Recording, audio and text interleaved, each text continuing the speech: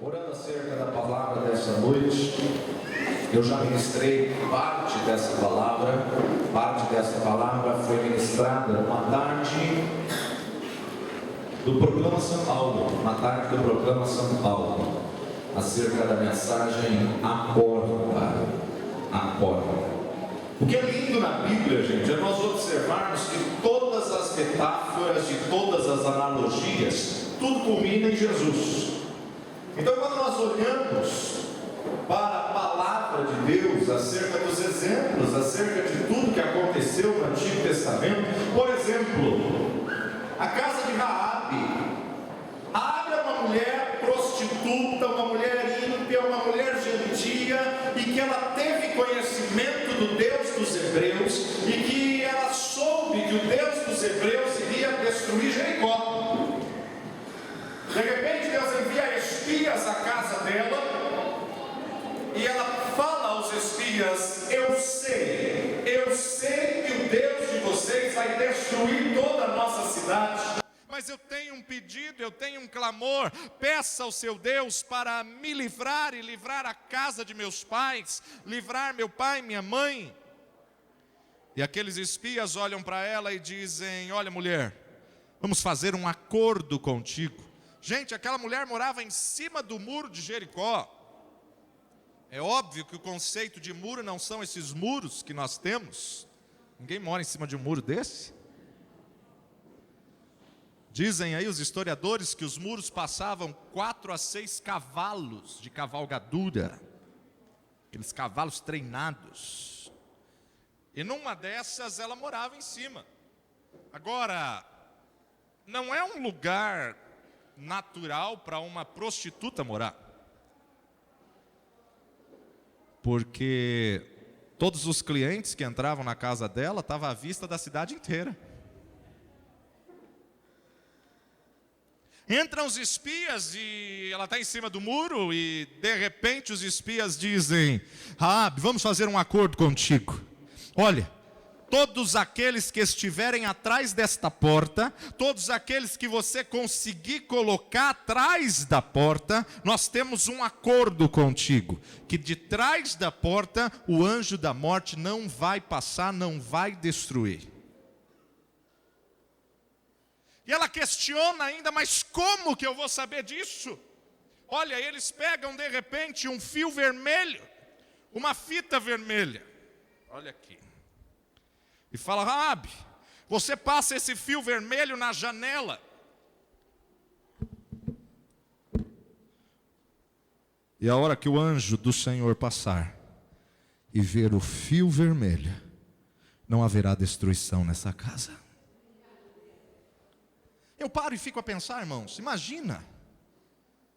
A mulher não tinha uma boa fama dentro da família, ela não tinha uma boa fama na cidade. Eu não sei, a história não conta se os seus pais nunca tinham visitado sua casa, se os seus pais nunca tinham ido para cima do muro, atrás da porta, atrás daquele local. Mas, meu amado, ela tem que convencer uma mulher gentia, uma mulher natural de Jericó, uma mulher prostituta, uma mulher pecadora, uma mulher que morava em evidência em cima do muro. Ela tem que sair, ela tem que convencer o pai, ela tem que convencer a mãe, ela tem que convencer os irmãos, ela tem que convencer os familiares, todos eles a passarem pela porta e estarem escondidos atrás da porta.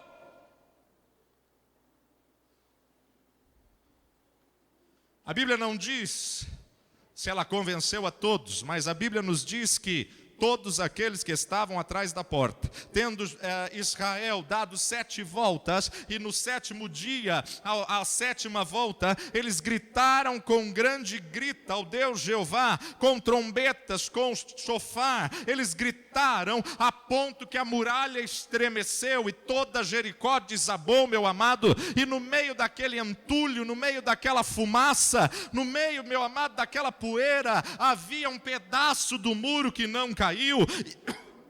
e em cima desse pedaço do muro havia, meu amado, uma casa, e dentro desta casa havia a família de Raabe, que creu no fio vermelho que foi pendurado na janela, que representa o sangue de Jesus Cristo, o sangue daquele que haveria de vir. Mas todos aqueles que ela conseguiu colocar atrás da porta foram livres da morte. Quando estudamos um pouquinho da cultura judaica, nós sabemos que o povo hebreu, ele está exatamente no ano 5772, 5772. 5772 significa a porta. 5772 é o ano 2012. Para nós, na nossa cultura. Mas para eles, 5772. E por sua vez, aos códigos numéricos, mediante a palavra de Deus, está relacionado ao Salmo 24. Acompanhe lá comigo rapidamente. Salmos 24, que nos diz: do Senhor é a terra e a sua plenitude, o mundo e tudo que neles habitam, porque Ele afundou sobre os mares e afirmou sobre os rios. Quem subirá ao monte do Senhor, ou quem estará no seu lugar santo? Aquele que é limpo de mãos e puro de coração, que não entrega a sua alma à vaidade, nem jura enganosamente, este receberá do Senhor a bênção do Senhor e a justiça da sua salvação. Esta é a geração daqueles que buscam a tua face, ó Deus de Jacó.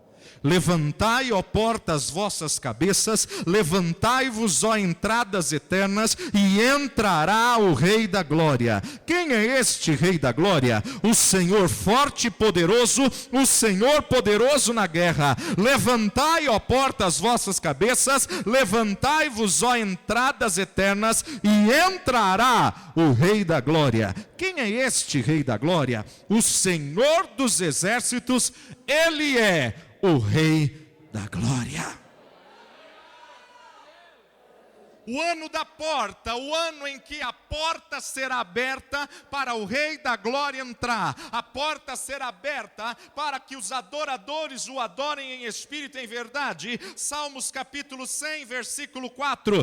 Entrai pelas portas dele com louvor, e em seus átrios com hinos, louvai-o e bendizei o seu nome. Entrai pelas portas dele com louvor.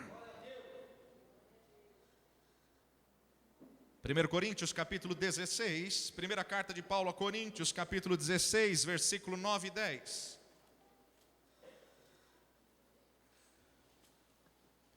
Porque uma grande porta se me abriu, uma grande e eficaz porta, e há muitos adversários. E se for Timóteo, vede que esteja sem temor convosco, porque trabalha na obra do Senhor, para como eu também. Porque uma grande e eficaz porta se me abriu, e há muitos adversários. Apocalipse capítulo 3, versículo 8. Apocalipse 3, 8. A sexta carta à igreja de Filadélfia. Eu sei as tuas obras, eis que pus diante de ti uma porta aberta, e ninguém a pode fechar. Tendo pouca força, guardastes a minha palavra, e não negastes o meu nome. E o próprio Senhor Jesus Cristo diz à igreja no versículo 20: eis que estou à porta e bato. Se alguém ouvir a minha voz e abrir a porta, entrarei em sua casa, com ele cearei e ele comigo. O ano que nós estamos vivendo é um ano profético. O ano que nós estamos vivendo é um marco histórico.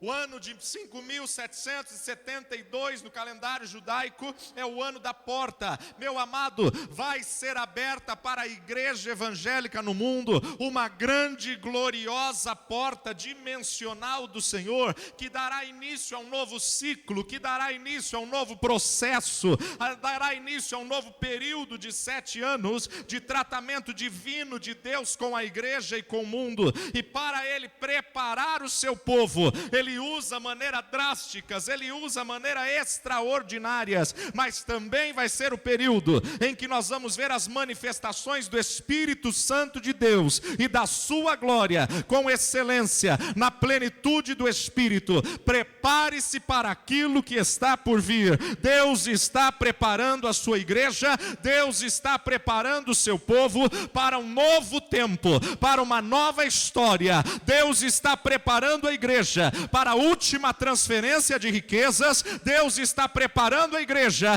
para o último derramar do Espírito, a última chuva serôdia e temporã. Deus está preparando a igreja para que o Espírito Santo possa ornamentar a noiva, porque muito breve vai soar a trombeta e começou o tempo de preparação da noiva.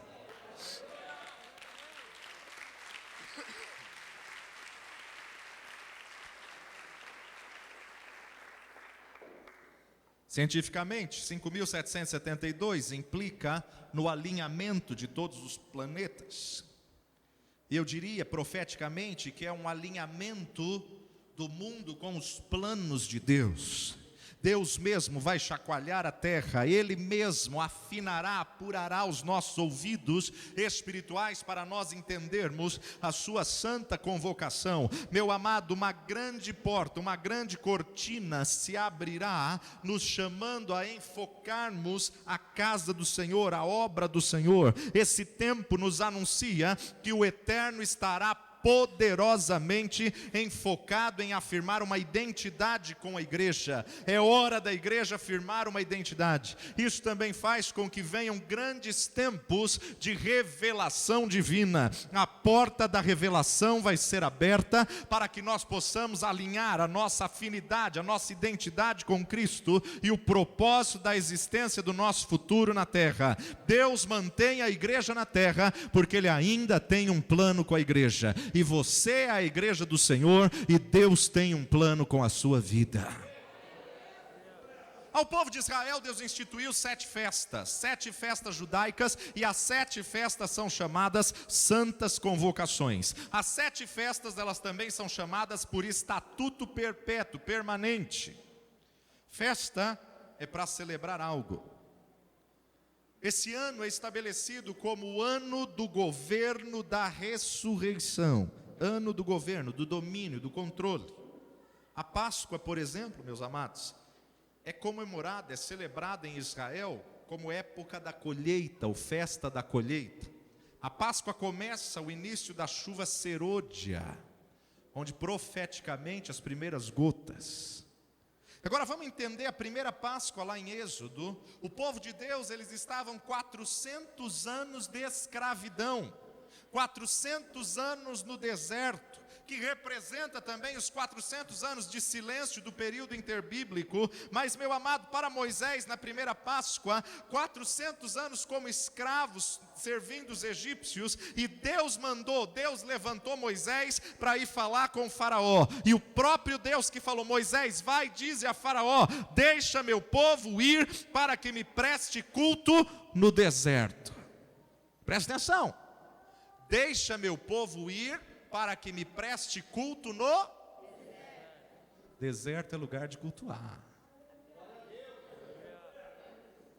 Quantas pessoas que no deserto da vida não cultuam? Quantas pessoas que quando estão passando pelo deserto não louva, não adora, não celebra, não ora?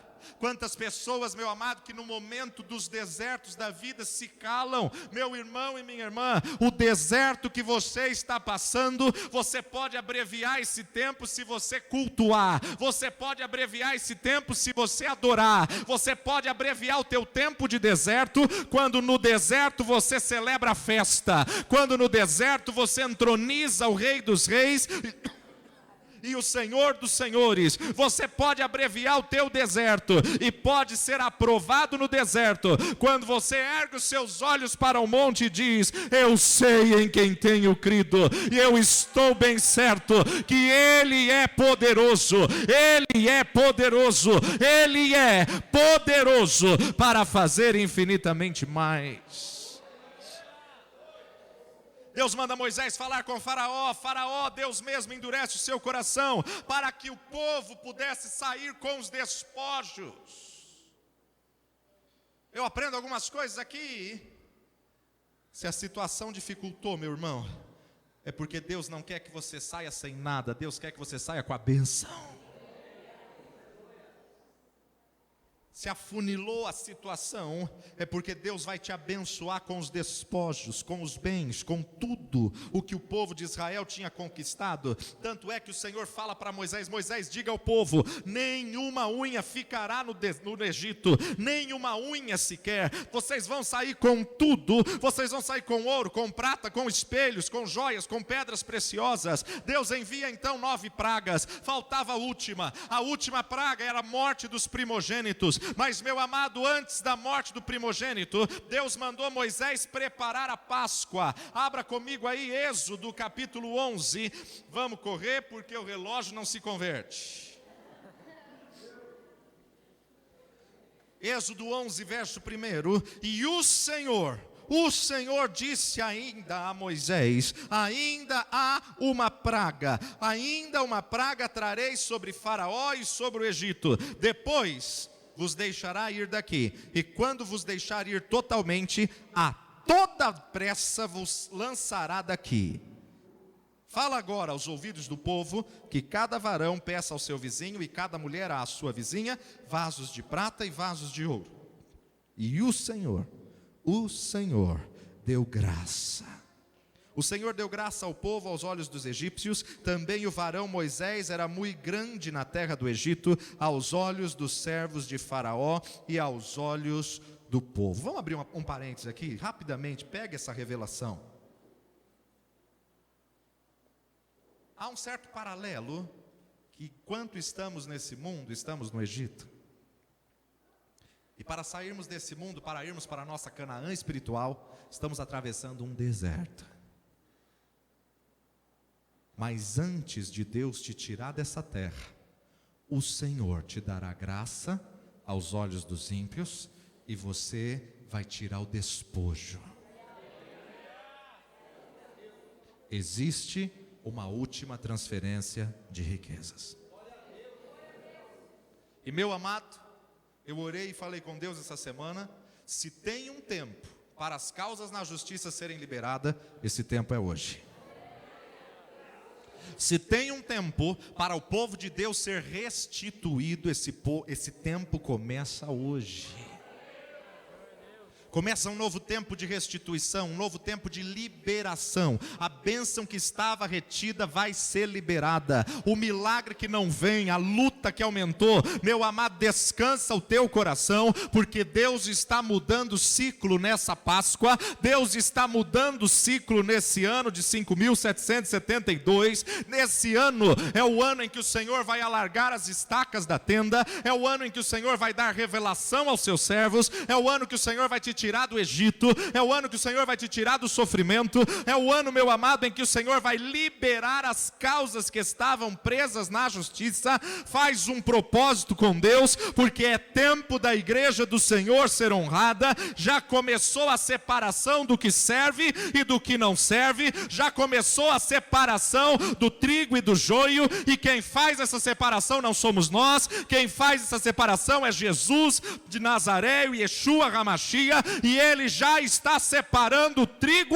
do joio, porque antes de ele colher o trigo vai ser abençoado nessa terra. Antes de ele colher o trigo, o Senhor vai enxugar as tuas lágrimas com milagres. Antes de ele colher o trigo, ele vai abençoar a tua vida, abrir as janelas dos céus e derramar sobre ti aquilo que você gerou no teu espírito, porque o tempo é chegado e você vai ter que sair do Egito com despojo. Você vai sair do Egito celebrando, festejando e prestando culto ao Rei dos Reis e Senhor dos Senhores, Deus forte, todo-poderoso.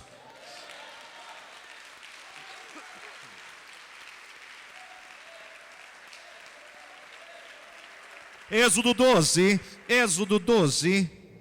Acompanha comigo. E falou o Senhor a Moisés e a Arão, a instituição da primeira Páscoa, falou a Moisés e a Arão na terra do Egito, dizendo: este mês, este mesmo mês, vos será o princípio dos meses, este vos será o primeiro dos meses do ano. Aquilo que não aconteceu desde janeiro, vai começar a acontecer a partir dessa segunda-feira. Aqueles que esqueceram de você, vão te ligar a partir dessa segunda-feira. Falai a toda a congregação de Israel, dizendo: aos 10 deste mês, tome cada um para si um cordeiro, segundo as casas dos pais, um cordeiro para cada casa. Mas se a família for pequena para um cordeiro, então tome um só com seu vizinho perto de sua casa, conforme o número das almas, conforme o comer de cada um, fareis a conta para o cordeiro. O cordeiro ou o cabrito será sem mácula, um macho de 1 ano, o qual tomareis das ovelhas ou das cabras, e os guardareis até o 14º dia do mês, e todo o ajuntamento da congregação de Israel o sacrificará à tarde, e tomarão do sangue, e poloão a ambras as ombreiras e na verga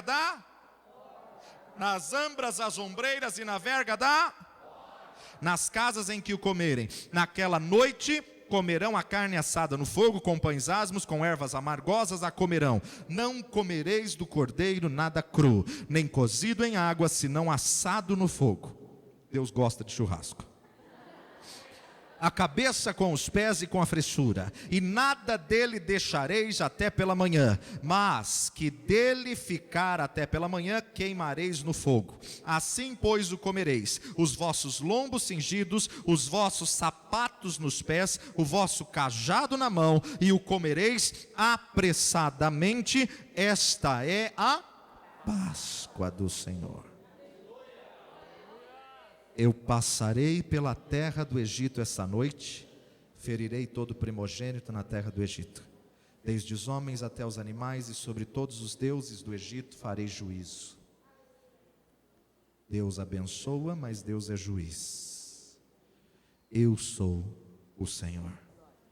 Aquele sangue vos será por sinal nas casas em que estiverdes. Vendo eu o sangue, passarei por cima de vós, e não haverá entre vós praga de mortandade, quando eu ferir a terra do Egito. A nossa porta aqui de Raabe agora vai representar a porta do povo de Israel no Egito. Eles tinham que sacrificar o cordeiro, colocar o sangue do cordeiro numa bacia, e aqui está a porta. Pegava um pau com estopa na ponta, molhava na bacia, ambas as ombreiras e na verga. Molhava ambas as ombreiras e na verga. Ombreira, altura do ombro. Verga, parte de cima da porta.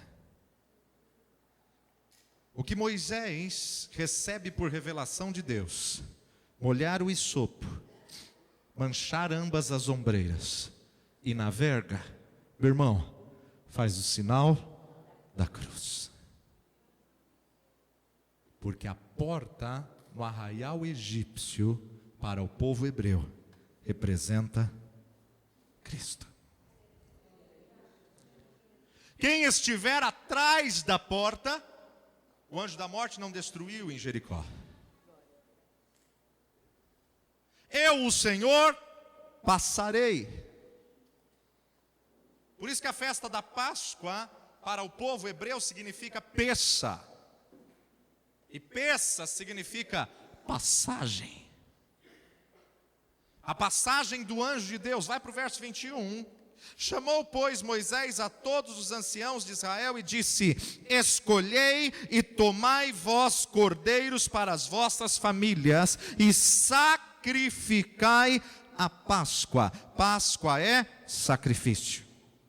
Então tomai um molho de sopa e molhai o sangue que estiver na bacia e lançai na verga da porta e em ambas as ombreiras do sangue que estiver na bacia. Porém nenhum de vós saia da porta para a sua casa até amanhã, porque o Senhor passará para ferir os egípcios. Porém quando vir o sangue na verga da porta e em ambas as ombreiras, o Senhor passará aquela porta e não deixará ao destruidor entrar em vossas casas para vos ferir. Portanto, guardai isto por estatuto para vós e para os vossos filhos para sempre. E acontecerá que, quando entrares na terra que o Senhor vos dará, como te tem dito, guardareis este culto. E acontecerá que, quando vossos filhos vos disserem: que culto é esse vosso? Então direis: este é o sacrifício da Páscoa ao Senhor, que passou às casas dos filhos de Israel no Egito, quando feriu aos egípcios e livrou as nossas casas. Então o povo inclinou-se e adorou. E foram os filhos de Israel e fizeram isso como o Senhor ordenara a Moisés e Arão, e assim fizeram. Os primogênitos de Israel foram poupados da morte na noite de Páscoa. Agora foram poupados não porque eram melhores do que os filhos dos egípcios, e nem os primogênitos egípcios pereceram porque eram pessoas malignas ou depravadas. Muitos morreram a despeito de serem indivíduos de caráter honestos e bons filhos. Os primogênitos hebreus foram poupados não porque eles eram religiosos ou porque possuíam algumas virtudes excelentes. A diferença entre a vida e a morte não estava na peculiaridade que distinguia os filhos dos hebreus dos filhos dos egípcios, mas a diferença estava no sangue do Cordeiro. Não é por merecimento, mas é pela graça que você está aqui. Não é por dignidade, mas é por sacrifício. Quando o anjo da morte passou pelo Egito, ao ver o sangue na verga da porta e ambas as ombreiras, ele passava por cima daquela casa e não aplicava o juízo. Por quê? Porque morte naquele contexto não tinha uma esperança. Era como a morte eterna.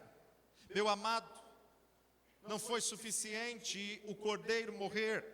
Era necessário também que o sangue fosse aplicado nos batentes da porta.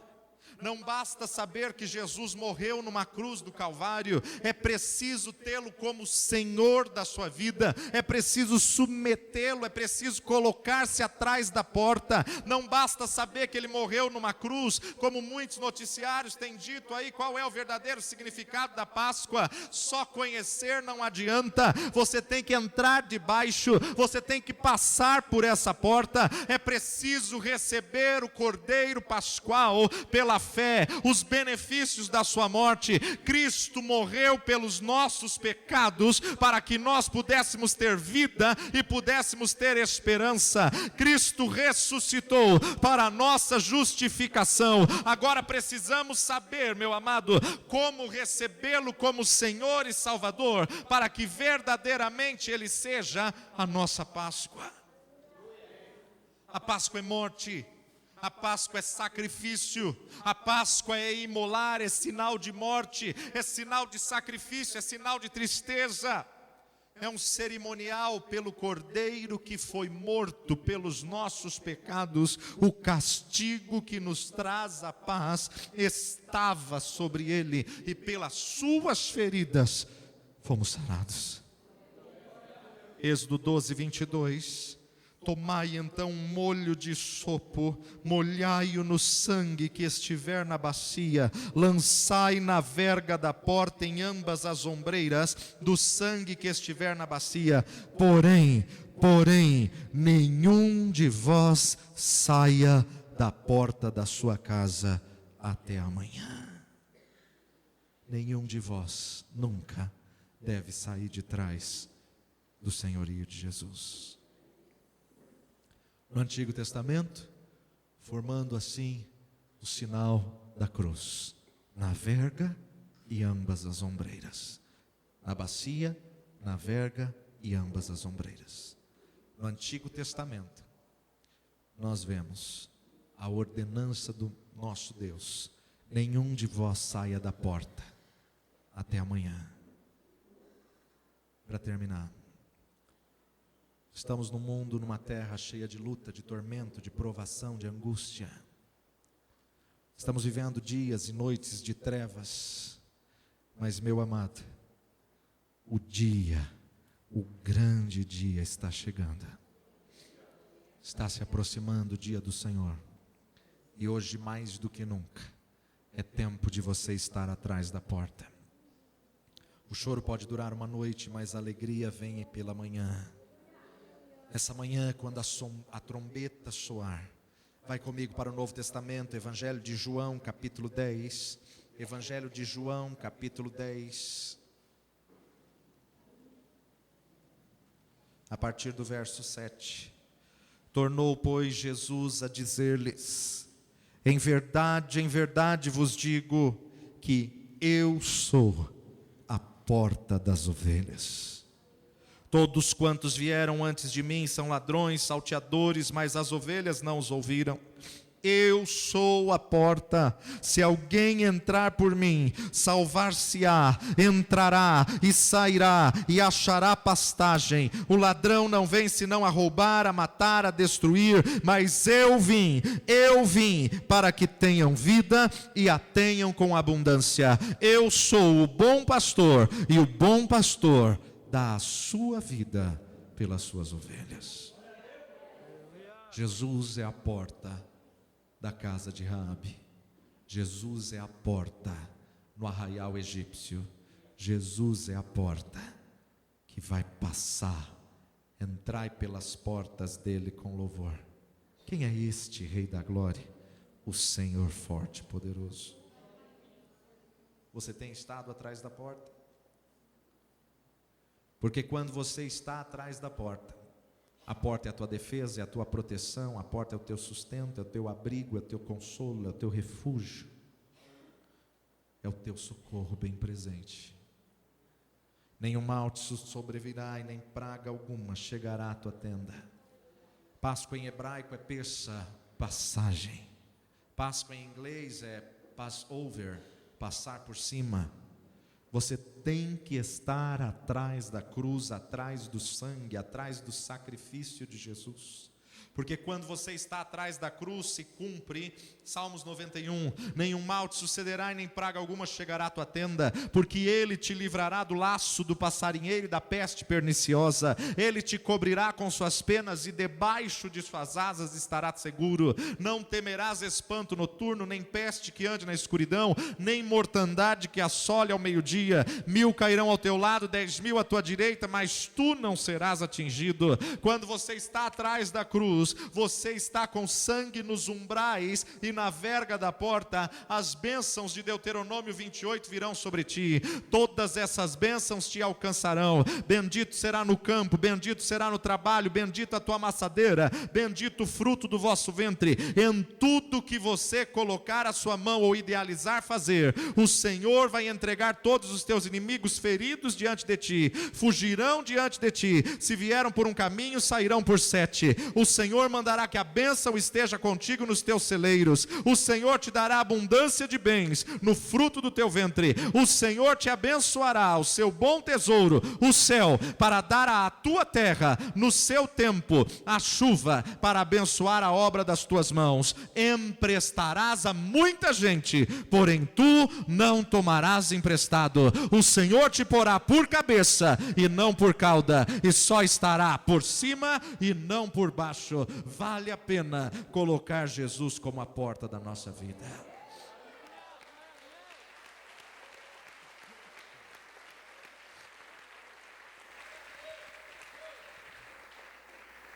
Quando você se coloca atrás da porta, com sangue nos umbrais e na verga, se cumpre 1 João capítulo 1, versículo 9. 1 João capítulo 1, versículo 9. Se confessarmos os nossos pecados, Ele é fiel e justo para nos perdoar os pecados e nos purificar de toda injustiça.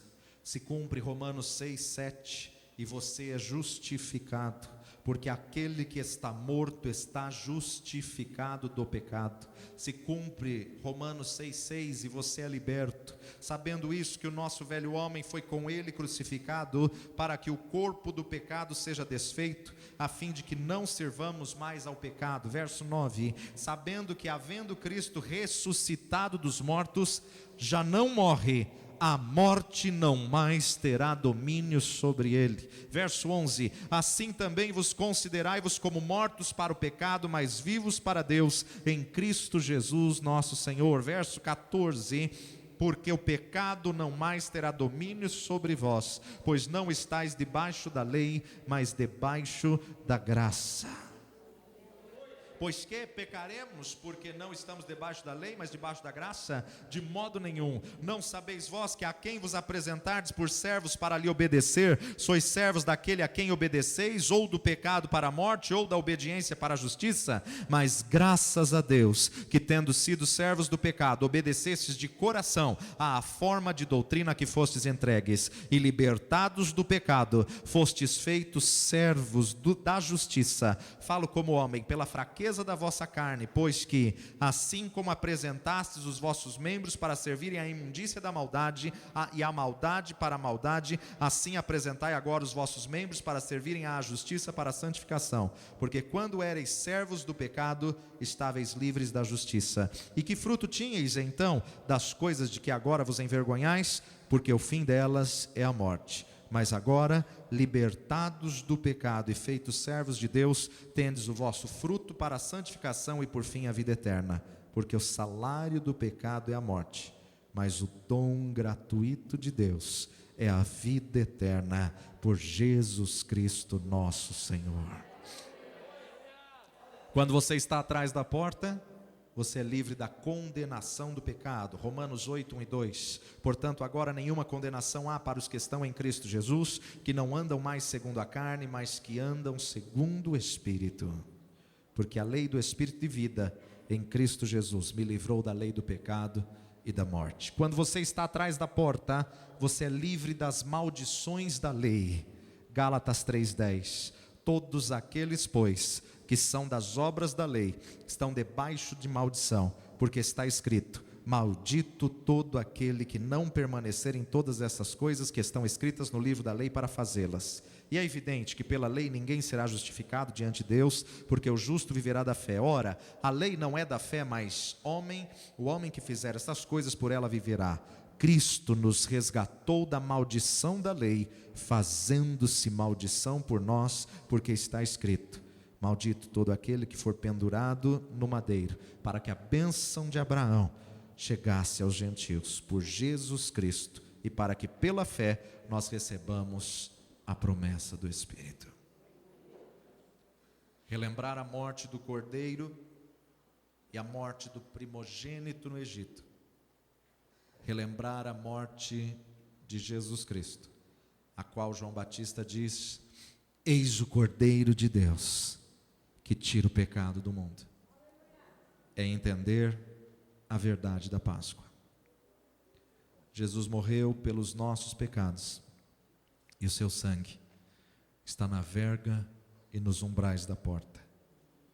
João capítulo 1, 29, Evangelho de João 1, 29. No dia seguinte, João viu Jesus que vinha para ele, e então João lhes disse: eis o Cordeiro de Deus que tira o pecado do mundo. 1 Pedro capítulo 1, de 18 em diante, e é o último texto. 1 Pedro 1, 18. Sabendo que não foi com coisas corruptíveis como prata ou ouro que fostes resgatados da vossa vã maneira de viver, que por tradição resgataste dos vossos pais, mas com o precioso sangue de Cristo Jesus, como um cordeiro imaculado e incontaminado, o qual na verdade em outro tempo foi conhecido, ainda antes da fundação do mundo, mas manifestado nesses últimos dias por amor de vós, E por ele credes em Deus, que o ressuscitou dos mortos e lhe deu glória, para que a vossa fé e esperança estivessem em Deus, purificando a vossa alma na obediência à verdade, para a caridade fraternal, não fingida. Amai-vos ardentemente uns aos outros, com coração puro, sendo de novo gerados, não de semente corruptível, mas da incorruptível, pela palavra de Deus, viva e que permanece para sempre. Páscoa é a morte daquele que nunca pecou. É a morte daquele que despojou a sua glória. E mesmo sem culpa, sem pecado, veio a esse mundo morrer a minha morte e morrer a sua morte. Ele nos substituiu na cruz do Calvário. Ele morreu a nossa morte, para que nós vivamos a sua vida. E a vida dele no original é vida zoe, vida abundante, vida de Deus. Se você não tem vivido a vida zoe, nessa noite, coloque-se atrás da porta. Feche seus olhos.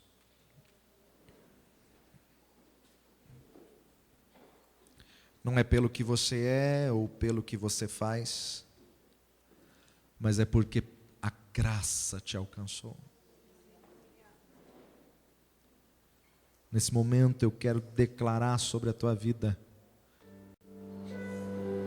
o sacrifício de Cristo Jesus. Até Ele vir a esse mundo, não havia consolo para a morte. Mas a palavra de Deus nos diz: o último inimigo a ser vencido é a morte. Ele veio e a morte não pôde detê-lo. Ele venceu a morte. E hoje a nossa esperança sobre a morte é da ressurreição. O pecado não mais terá domínio sobre vós. Eu não sei se tem alguém em nosso meio que ainda não aceitou Jesus como Senhor e Salvador. Eu não sei se tem alguém em nosso meio que gostaria de dar esse passo para Jesus e dizer: eu quero que Tu sejas a minha Páscoa, eu quero que Tu sejas a razão, o motivo da minha vida. Tem alguém em nosso meio que gostaria de dar esse passo para Jesus e erguer as suas mãos e dizer: eu quero tê-lo como Senhor e Salvador da minha vida, porque hoje eu entendo que Ele é o Cordeiro vivo que desceu dos céus. Tem alguém em nosso meio que gostaria de aceitar a Jesus como Senhor e Salvador da sua vida? Onde você estiver, faz um sinal com a sua mão. Eu quero orar por você, quero abençoar a sua vida. Eu não sei se tem alguém em nosso meio que está afastado dos caminhos do Senhor, e nessa noite você entendeu o amor de Deus, o perdão de Deus, a graça do Senhor que nos alcançou, e você quer se reconciliar com o Senhor. Você que quer se reconciliar, faz um sinal com a sua mão. Eu quero orar pela tua vida. Você que quer se reconciliar nessa noite, aí no seu lugar mesmo, onde você está, você que quer se reconciliar, só faz um sinal. Tem alguém nessa noite? Então eu quero falar com você, igreja do Senhor Jesus Cristo. Quantas vezes nos esquecemos que Ele é a porta? Você está em luta, você está em aflição, você está em angústia. Passa pela cruz e vai para trás da porta. Passa pela cruz e coloque-se atrás dessa porta. Você que quer renovar a tua aliança, vai se colocando em pé com o Senhor e vai fazendo a tua declaração de amor ao Senhor, dizendo o que Ele significa para você. Tu és o autor da vida, Tu és o fôlego de vida, Tu és o Cordeiro de Deus que tira o pecado do mundo. Pelas suas feridas fomos sarados. Pai de poder e de graça, nós te louvamos porque de um modo maravilhoso o Senhor nos amou e enviou seu Filho Jesus. Nós te agradecemos, ó Pai, porque agora podemos ter esperança. Nós te agradecemos, ó Pai, porque agora a Páscoa tem sentido, agora a Páscoa tem razão. Pai de poder e de graça, mesmo passando por perdas, mesmo passando por dores, podemos ter esperança, podemos ter esperança. Ah, Deus de poder e de graça, te louvamos porque de um modo maravilhoso e tremendo o Senhor nos amou e entregou teu Filho Jesus na cruz do Calvário. O fio vermelho da janela de Raabe, a porta sobre aquele muro, na destruição de Jerusalém, o sangue nos umbrais da porta, o Cordeiro vivo que desce dos céus. Te agradecemos porque a morte não pôde segurar-te, e ao terceiro dia vencestes a morte, ao terceiro dia ressuscitastes. E essa é a esperança da nossa fé, essa é a esperança da nossa fé. O castigo que nos traz a paz estava sobre ele, e pelas suas feridas fomos sarados. Te agradecemos, ó Pai, porque não escolhemos nós a Ti, mas o Senhor escolheu a nós. Não escolhemos nós a Ti, mas o Senhor nos escolheu, nos nomeou, nos capacitou e nos enviou para que pudéssemos ir e dar frutos, e esses frutos permanecessem.